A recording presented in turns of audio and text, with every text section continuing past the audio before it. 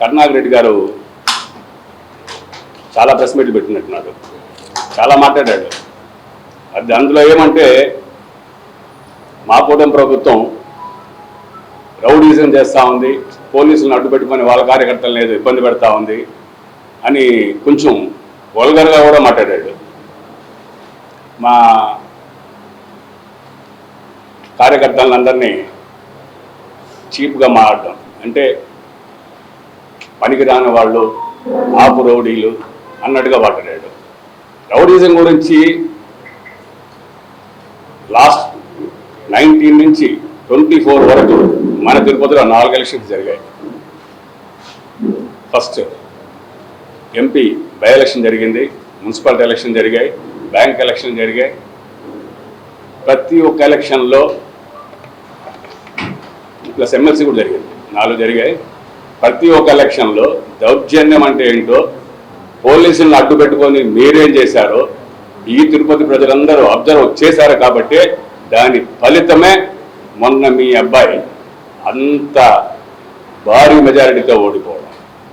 అది కూడా తిరుపతి చరిత్రకి సంబంధం లేని వ్యక్తి, ఎక్కడి నుంచో చిత్తూరు నుంచి వచ్చిన వ్యక్తి చేతిలోనే అంత భారీ మెజారిటీతో ఓడిపోయాడే ఉంటే, తిరుపతిలో ఉన్న ఏ ఒక్కరికైనా ఇచ్చునుంటే కనీసం మీకు డిపాజిట్ కూడా వచ్చి ఉండేది కాదు. ఆ విషయం మీకు తెలుసు, తిరుపతి ప్రజలందరూ కూడా తెలుసు. అటువంటి నువ్వు మాట్లాడుతున్నావు రాజకీయం గురించి, రౌడీజం గురించి, ఆ పోలీసుల గురించి. మేమే బాధ్యులం, దానికి బాధ్యతలం. మేము కూడా ఎలక్షన్ ప్రతిసారి కరెక్ట్గా 8 గంటలకు స్టార్ట్ అవుతుంది పోలింగ్ అంటే 8 కాలం మమ్మల్ని అరెస్ట్ చేస్తారు. అది మామూలుగా కాదు, 5-6 మంది డిఎస్పీలు, 20 మంది సిఏలు వచ్చి అదుముకొని బలవంతంగా తీసుకెళ్ళి ఎక్కడో పెట్టడం. అందరి నాయకులని, ఒకరిని కాదు. మీ ముఖ్యమంత్రి, పరదాల ముఖ్యమంత్రి, అప్పటి ముఖ్యమంత్రి, ఆయన వస్తున్నారు అంటే ముందు రోజు రాత్రే మమ్మల్ని అరెస్ట్ చేసి కూర్చోబెట్టాం.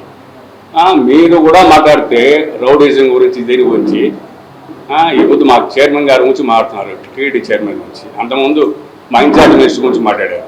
ఆయన ఏదో నీ స్థలం ఏదో ఒకటి ఆక్యుపై చేశావు కాబట్టి తనపల్లి దగ్గర మామిడి తోపులో నువ్వు గవర్నమెంట్ స్థలాన్ని, స్వర్ణముఖి రివర్కి సంబంధించిన స్థలాన్ని ఆక్యుపై చేశావు కాబట్టి దాని మీద ఎంక్వైరీ చేశాడని ఆయన మీద పడి నోటుకు వచ్చినట్టు మాట్లాడావు. అంటే నీ జోలికి వస్తే నోటుకు వచ్చి మాట్లాడడం, నీ కింద ఉండే ఆకు రౌడీలు దానికి పోలవమంటూ ఏదేదో మాట్లాడటం.